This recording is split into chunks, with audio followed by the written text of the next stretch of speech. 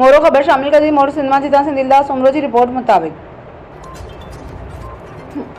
मोरो जो दुकानदार फ़हीम अहमद पीरज़ादो साफ़िन से ॻाल्हाईंदे चयो त मूं ज़ाहिद हुसैन पीरज़ादो ऐं संदसि पुट खां कारोबार जे सिलसिले में पैसा वरिता हुआ जेकी मूंखे वापसि करे जेको आहियां। हाणे वरी मूं ॾे 70 लाख रुपए जो ड्रामो रचायो आहे। हिन वधीक ॿुधायो त मूंखे चेक वठी हाणे वरी मूं ॾे कर्ज़ कढी वेठा आहिनि। न ॾियण जी सूरत में मौतमार धमकियूं ॾेई कूड़नि केसनि में फसाइण जूं धमकियूं ॾेई रहिया आहिनि, जंहिं करे मूंखे जान जो ख़तरो आहे। अहिड़ो केस मूं पाण मोरो जी अदालत में पिणु दाख़िल करायो। हाणे वरी मूं ते मोरो थाणे ते कूड़ो केस दाख़िल करायो आहे। हिन वधीक चयो त मां ग़रीब आहियां ऐं कारोबार में नुक़सानु खाई चुको आहियां, जंहिं करे डिफ़ॉल्टर थी चुको आहियां, जंहिं करे मां फ़ाक़ाकशी वारी ज़िंदगी बसर करे रहियो आहियां। हिन SSP नौशरो फ़िरोज़ DSP मोरो ऐं SHO खां मुतालबो कयो त हिन मामले जी इंक्वायरी कराई वञे ऐं मूंसां इंसाफ़ कयो वञे। ॿी सूरत में सख़्त एहतिजाज कयो वञे। छा मसलो आहे बाबा?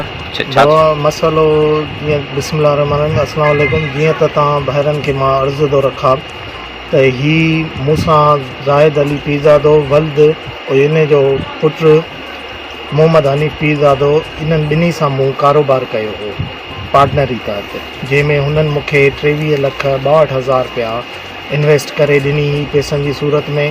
पोइ उन खां पोइ मुंहिंजो कारोबार क्रैश थी वियो, तबाह थी वियो।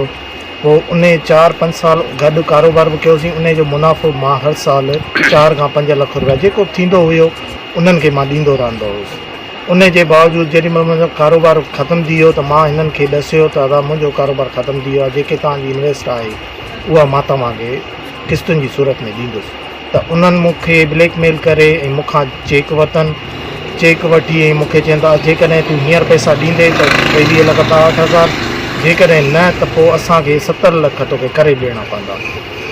त वरी बि उन जे बावजूदि बि मां हुननि खे उहो चेक ॾिनो। चेक ॾियण खां पोइ वरी मूं हुननि खे 33 लख रुपया ॾिना।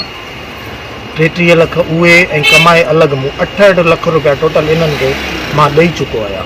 हाणे हू उन चेक जे तहत मूंखे ब्लैकमेल कयो वेंदो ऐं उन जे तहत मूंखे FIR जी धमकियूं था ॾियनि ऐं ॿुधण में आयो आहे त अॼु मूं ते हिननि का कूड़ी FIR